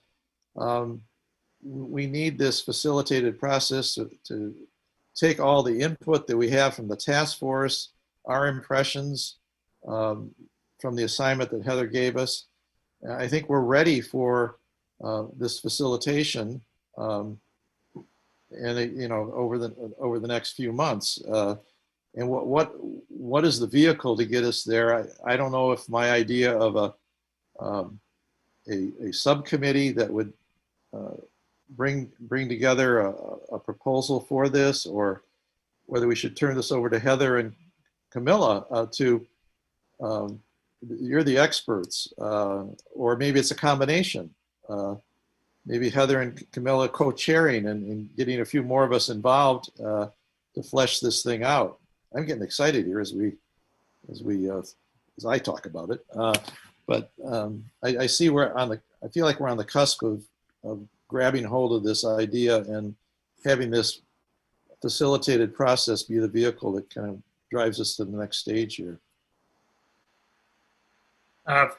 Before I turn it over to Jeff, just to clarify, Frank, when you say this process, a lot, are you referring to basically this first phases? Well, I think it's more than that.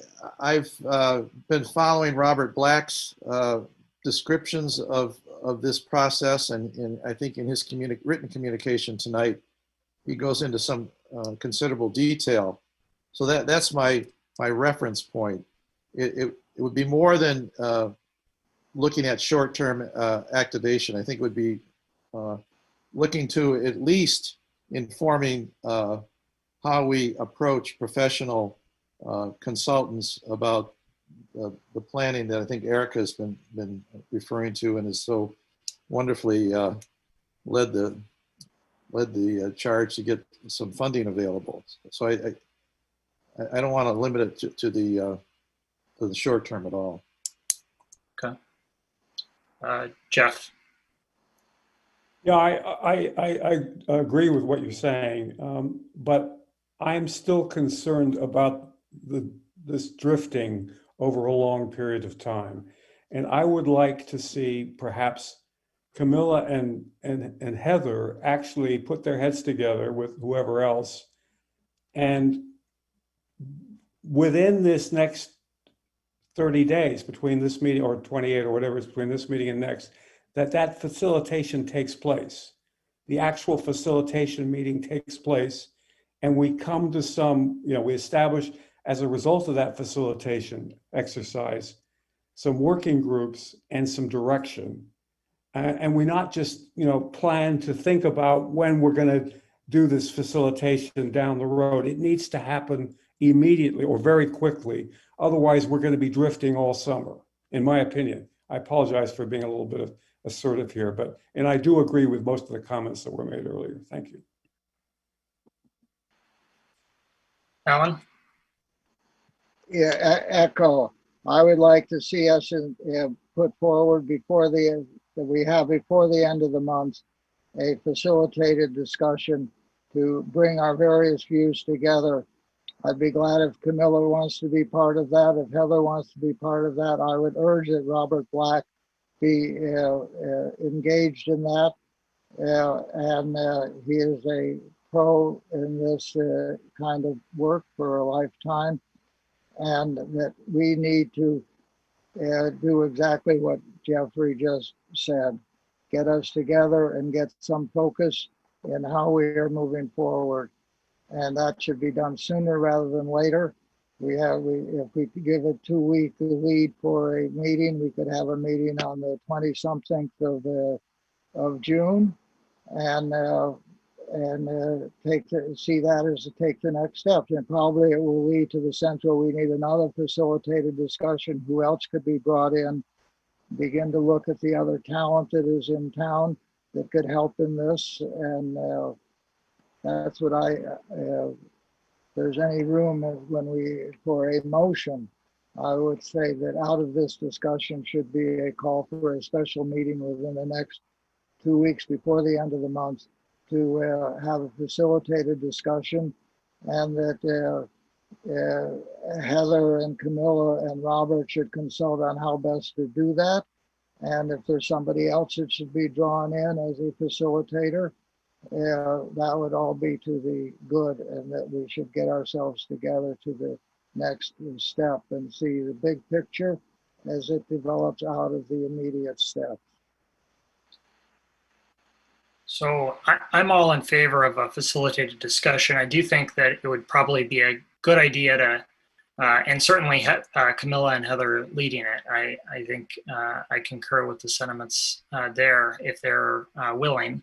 But I do think it would be helpful if we identified sort of what obviously if it's going to be facilitated, part of the goals come out of that facilitated discussion, but some idea of what we want to come out of that. I fear if we go in completely blank slate that we're going to create another meeting that's facilitated, but it's going to be another meeting. And I don't want to see us, drift like that with just more meetings. Well, I think we go in with the documents that we put together so far is certainly one point. And what are the 1, 2, 3 steps that we see need to follow from this? And perhaps that will help form what is the next agenda for our July 1st meeting. Camilla, you've got your hand up. Please feel free. Thank you. Yeah, I think I propose that Heather and I chat offline to figure out next steps. I agree that there should be some working group session before our July meeting. And because we have to notify the public sooner rather than later, it might make sense to just decide now the time and date, so we don't have to go through long email chains. Definitely. Heather? Just a couple thoughts that I have on this. One thing that I think we need to keep focused on is that this group is an advisory body. So this work would be focused on how you get to the end point of developing a set of recommendations to City Council. So the starting points, I think, is about learning this graphic that I put up earlier, and I'll share it again. This was my attempt to consolidate everything that was put in your visioning exercise, which was incredibly hard to do, which is kind of a good problem to have because all of you were so thoughtful and had a lot to say and you had a lot of ideas going on. So this is a very, very generalized overview. But I think if we can find agreement on these common threads about this is generally the direction that we go in, then we can get to the details. And I see it starting with learning. There's a lot of unanswered questions and things that I feel like this group really wants to know. So that might be a place where we really have a discussion around and see what we can do to bring everybody to the place where they feel like they have enough information to start making recommendations. And then getting into this activation of space. That seemed to be the number 2 item on the agenda, is really, getting the space moving. But again, it would be you providing recommendations on how to activate the space to City Council. So I just want to keep that in mind. I know that's a little bit of a Debbie Downer message because everybody's so energized and wants to actually get out there and start doing things and putting things out there. But it's really developing a set of recommendations to City Council. The other thing I just want to bring up as a word of caution with Camilla. Camilla, I want you to have this experience with facilitating as an up-and-comer planner, but I don't want your voice to be overshadowed. Sometimes it's hard to facilitate and be a member of the group as well. So I think you and I just need to work out finding that balance. So when there's times where you really want to participate as a group, then I can take over with facilitation. But anyway, we can talk about that later. All right. Jeff, you had your hand up. You muted yourself, I think, actually.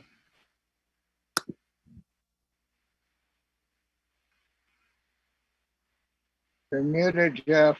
Jeff, you're muted. Yeah, can you hear me now? Yep. Yeah, so from my perspective, I agree with what's just been said. I think that's great. And Heather's diagram is super. And I agree that the task force recommendations are kind of a core. And, I was involved, as an advisor in the task force. So I totally agree with that. Whatever other ideas have been brought to the party, that's great from everybody else here. But at the end of the day, from my perspective, what I'd like to see come out of this facilitated meeting is working groups on specific items. In other words, we identify those working groups in this facilitated process and then recommend that they be established. And then we vote to have them established, or we cut some of them or we add some, but let's have that so that other people can be brought in from the outside. Like we've said, we need a more representative, or we need, more community input, as Camilla has said. The task force recommendations were great, but that wasn't necessarily the whole community. It was a significant part of the community, but it wasn't the whole community. So that's a way of doing it, getting these working groups going and bringing people in from the outside, as I was in the task force, even though I'm an older white guy, unfortunately. The second thing is, I think what that needs to come out of this facilitated meeting is recommendations on what specifically is going to happen in the short term. Some very specific things and ways that we feel to overcome the issues that are still out there. So those two things I think would be, and the third thing is that facilitated process should also result in a recommendation about where and when and with who these block partners are going to come together. So that's my 10 cents worth. Thanks. Okay. So Erica, yeah, please.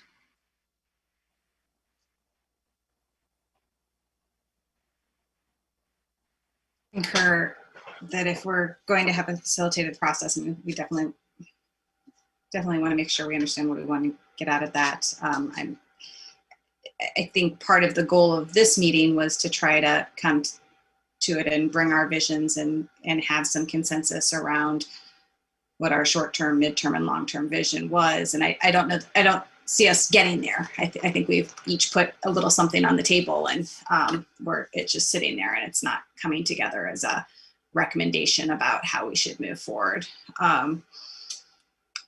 So that might be helpful if we are getting together to really just focus very much on the short term. And then, sorry, for the July meeting, what I would recommend out of that bubble of learning, I think it's great that we're having a lot of discussions, I think it might be helpful to just have us presented to for a meeting with information from partners that have more information than we do. So if we could get information from parks, if we get information from the DDA, and that's we just learn for a meeting. From my perspective, that would be helpful to move us forward, especially, and maybe voting on exactly what we're going to do for out of that. If we've been able to achieve a facilitated session before the next one, that does seem ambitious to me in the next month, even though we want to do it. But if we are able to get there, then maybe we can take some action on that quickly. So I definitely like the idea that you just presented, Erica, about a learning session. Certainly, we've put a lot of questions to Tom that are going to require additional feedback. And certainly, we could utilize that July meeting to help do what you just said. With regard to some of those questions, probably plus more that could come up during a facilitated discussion. I think Camilla's point around setting a date on this now is a good one if we were serious about doing this within the next 30 days.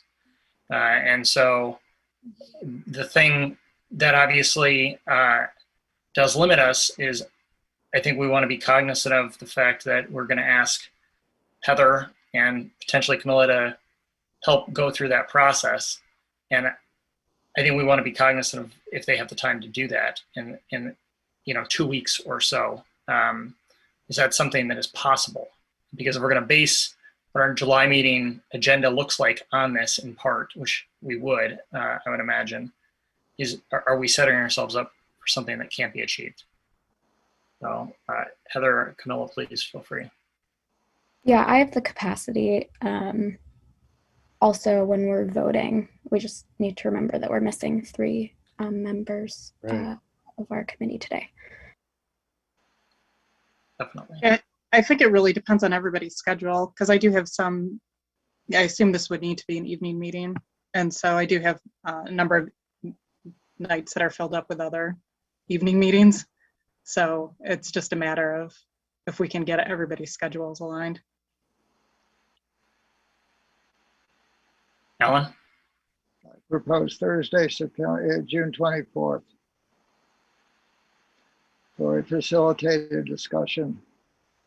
And that we ask if he is available, Robert Black, to help in that with Heather, with Camilla, with other suggestions. But that is a possible date, and that people can check their calendars whether that can possibly work. That date works for me.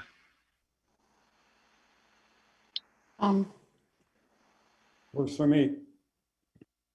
Can I ask? Yeah. Can I ask how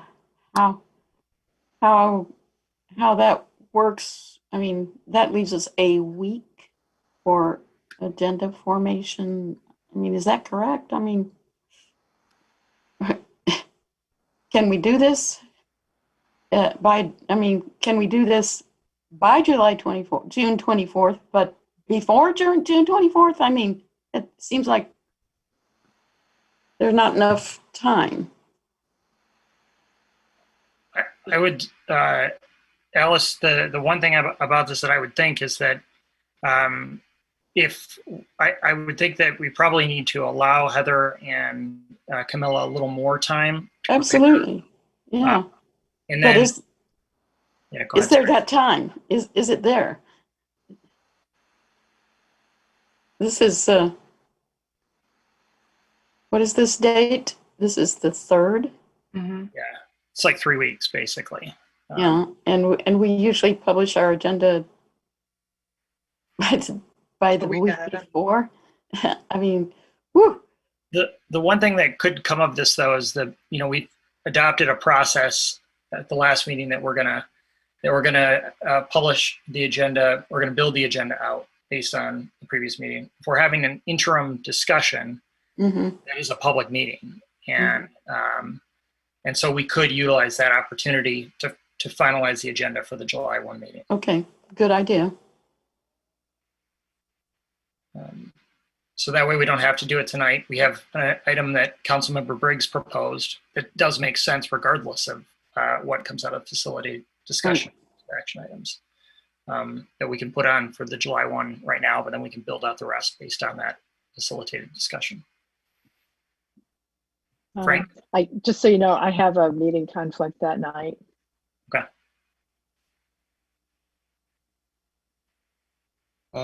What if we tried the previous Thursday, the 17th?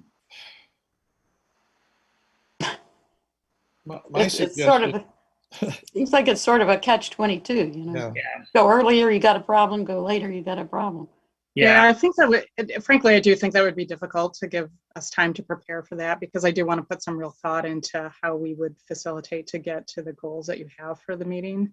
And my schedule's, fairly booked over the next week or so. That would only give me, a few days to do it. So I'm starting to think, I wonder if it would be helpful for you. So this next meeting in July 1st, having the informational stuff. So if we can get the DDA, if we can get somebody from Parks to come speak, and then maybe we talk a little bit more about what you really want out of this facilitated session and what maybe we have planned for it.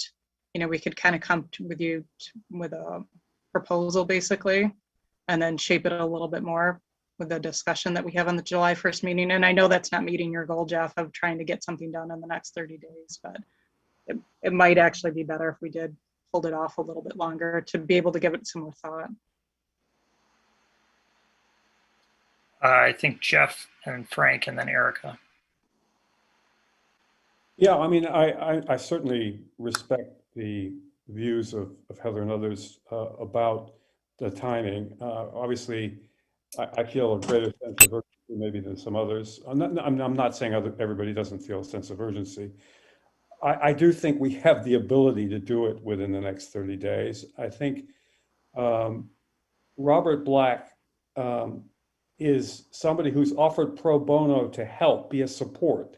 So he can take some of the load in terms of providing support off of Heather and Camilla. And I would just ask the question, is there any reason why we couldn't have this on a weekend? I mean, I'm happy to do it on a weekend. I don't know whether other people have family obligations or they need, relief from the week and so forth. But is there any reason why we couldn't do it on a weekend? I think Heather may be the one that has some objection. Yeah, I would prefer not to do it on a weekend. Yeah, I don't mind meeting on weekends, but I do want to be, Heather is here as a paid employee of the city, and I think we need to be a little respectful of her fact that we don't want to ask her to take up a lot of personal time. Although if you're in meetings every night, you're pretty much doing that already. So. Yeah, and I mean, it's not that I've never done it before. It's my preference not to do it. And if we need to do it, it's something that we can do. I think we did it for the past. I think we had a couple Saturday meetings. Frank, 2 points. I don't know if there's any reticence to engage with Robert Black. He doesn't have to be part of the actual facilitation, but I think he's a tremendous resource to help Camilla and Heather frame this out. I know there's issues about if you start getting outside people involved, it might involve an RFP. I want to avoid that for this activity. But just to look at Robert as a ready, willing, and able volunteer resource, and if involving him actually in the facilitation it becomes an issue, then just use him as a resource. The second thing, is there any reason we couldn't have the facilitated session on the 1st? I know, and I agree with Erica, we do want to hear from these other parties, but my sense is that this facilitation is the important thing to move forward on, and maybe have that be the sum and substance of our July 1st meeting. I don't know, it's just an idea. just a question to that point. Is there any reason from a structure standpoint we couldn't do the facilitated discussion on July 1st and take action on July 1st around the formation of the subcommittees? Are we prevented I from? don't think so. Okay. Yeah, I don't think so. But related to that, Tom, do you know if there's any issues with having an outside volunteer consultant help with facilitating? I think it's up to you. I think one of the things that we've talked about before from a public participation standpoint is making sure everything is open and available to people. Now, Mr. Black's very qualified. Is there someone else, right? I mean, that's always the question. So I realize it slows things down, but that is the way we typically work, is to usually cast the net to be as inclusive as possible. But I don't think it's prohibited, no. Particularly as a resource. I think particularly as a resource, I think you could do that if you and Camilla feel that way, and the council. Erica? Yeah, from my perspective, I mean, if there's desire to do a facilitated session on the first as opposed to something else, during the learning session, I don't have super strong opinions on this. I did think that Heather had a good suggestion of spending this month working with partners to figure out what specifically, what do we want to get out of this? How is it going to be framed? How do we use this time productively? Present that to us. Hopefully get something on the calendar.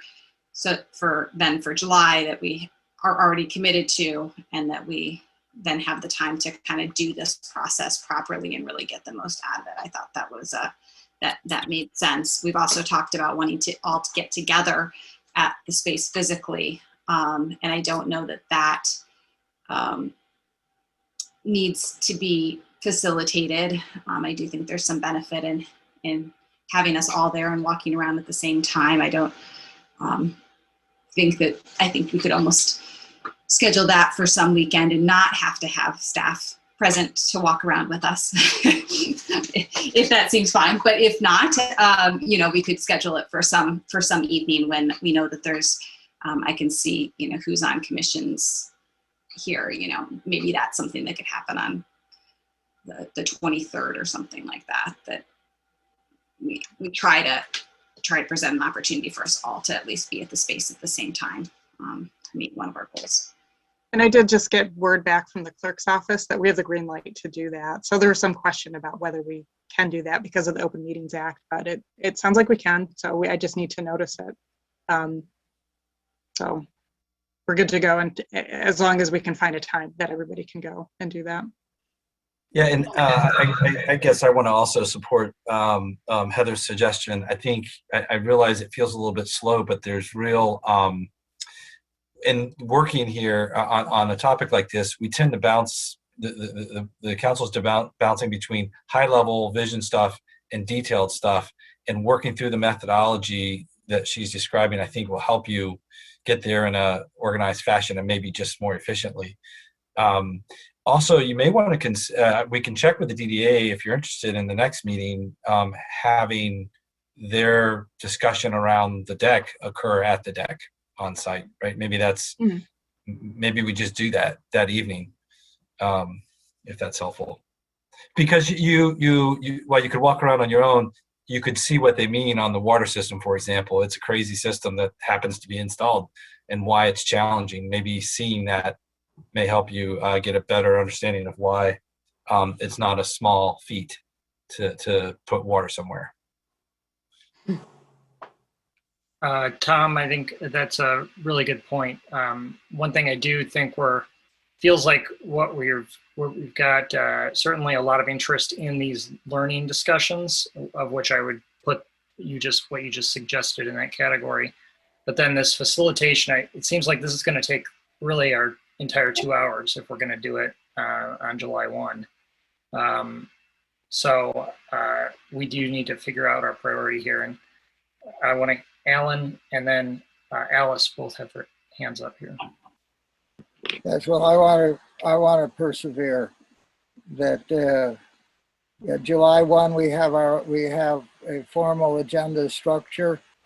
I think a facilitated discussion is really some way to go back and forth and have a conversation where we begin to have some sense of how we're working together and who we are in all this. And I would like to see a professional facilitator, Robert, maybe somebody else who would do this as a contribution to our effort. I would say the day Thursday the 24th, but I would ask that Heather put out a doodle to see whether there is a better date before the 1st of July or before that Thursday. So we would have a week before our July meeting to put anything on the agenda that would come out of that facilitation, and that we not delay this further. I think it's very good if we can have the DDA give a discussion for us and other in the Parks Commission and learn from all those people. But I think this is for among ourselves to see how we feel that we are joining one another. That's what I see. And that we each put out some kind of initial statement of our sense of priorities. And that could be drawn more inclusively together for the benefit of everyone. So that's what I see in a facilitated discussion, rather than that we have a set of questions predetermined, that we all have our questions that we have put out there already. So that's the way I feel that we should do this sooner. If there's a better date, let's do a Google group or a doodle thing, whatever that thing is, to see if there's a better time that could include more people, and not to delay it and not to confuse it or compromise it with the July meeting. And it may be more than 2 hours. I don't know. Alice, you've had your hand up. This, at the moment, we're past our 9 o'clock time.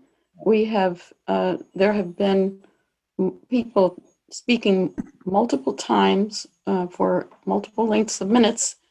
And I hesitate to even talk at this point because I cannot quite figure out where we're going at the moment, because we have conflicting ideas of what we should do next and how we should do it.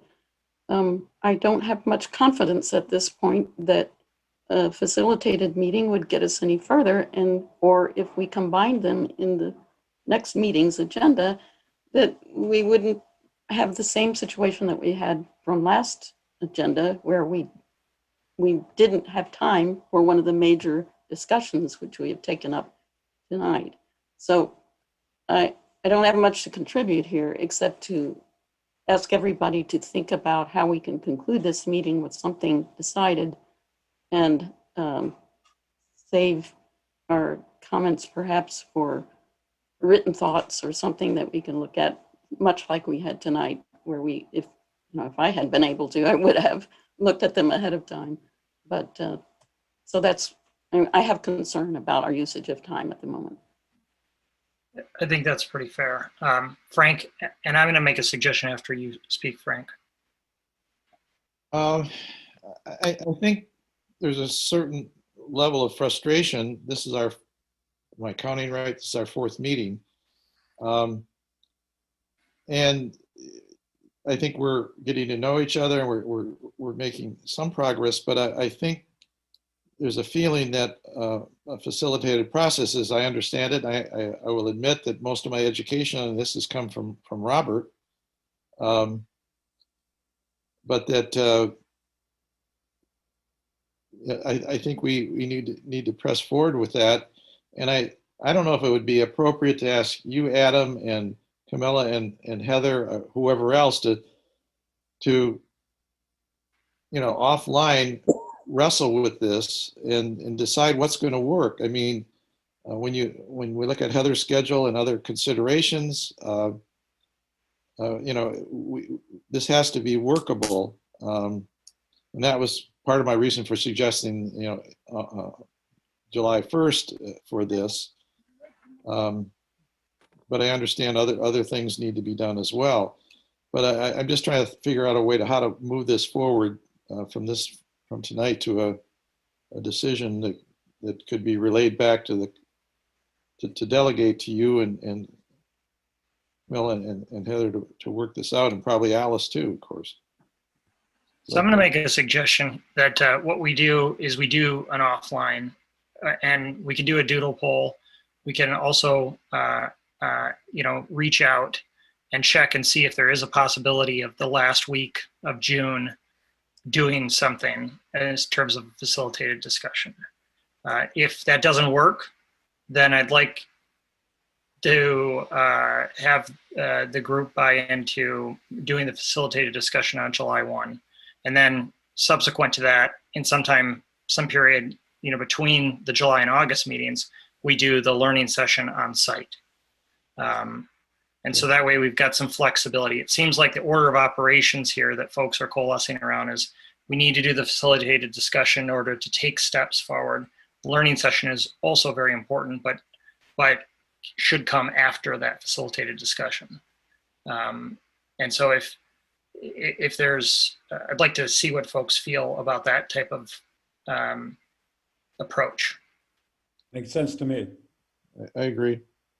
Good. Okay. Any objections? Okay.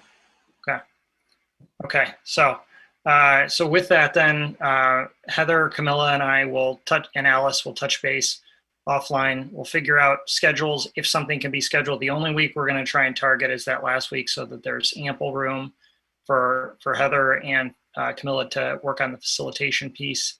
And if it doesn't work, we'll publish the agenda for the facilitated discussion on July 1. And then we'll work on the on-site learning session sometime in between the July and August meetings. All right.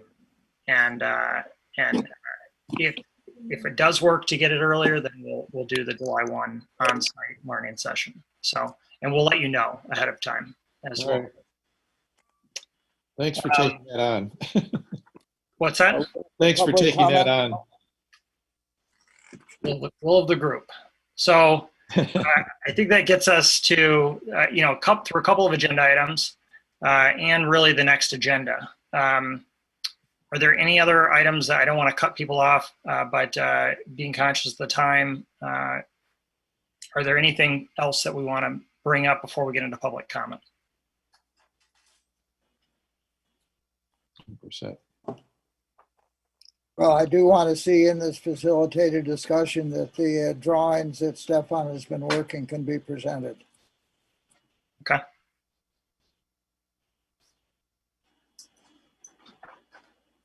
Okay. Sorry, what was that last request? The drawings from who? Stefan Trendoff. Yes. I think that alternatively, things like that, that's one of the kind of thing we need to make a place or a space for that is appropriately proportioned to the time and purpose of our situation. And any one person who is not from the public, we need to have clear what the relationship is, that person to our committee, commission, council, whatever we are. I think it's probably really best, as I've found, facilitated discussions are really based around a trained process. And so we really do need to, in my opinion, really empower Camilla and Heather to develop what this process is going to look like for this meeting, and how the information is shared together. I think we hear Alan, and Alan, you can send over those drawings, but I do think we want to leave it up to Heather and Camilla to determine how that's going to work. My opinion. Agreed. Okay. Unless I'll there's just note that I have a growing concern that people have different ideas of what they want out of this facilitated discussion.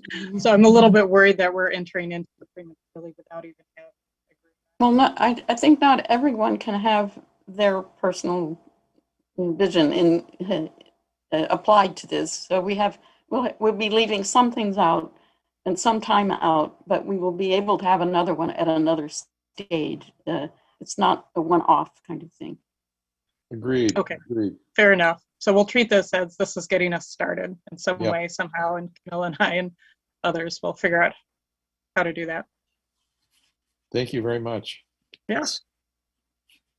Okay. Anything else? Or are we clear to move into public comment? All right. Heather, do we have anybody who would like to comment? No, actually, we don't have anybody in the queue at all. Okay. They didn't get mad and go home. Well, we're actually, we're improving slightly. Yeah, a couple minutes. Unless there's any other items, I think we've got a good action item. Everybody here is clear. We do have 3 people who are not here, and that's very important to remember. So we're going to have to keep them informed of this shuffling of the process a little bit here. Unless there is anything else, could we have a motion for adjournment? So moved. Second. Second by Erica. All in favor of adjourning? All right, say aye. All right. Aye. All right, any opposed? Okay, motion carries. Thank you, everyone. Thank Yes. you. Thank you, Yeah, Adam. thank you. Thank you, Alan.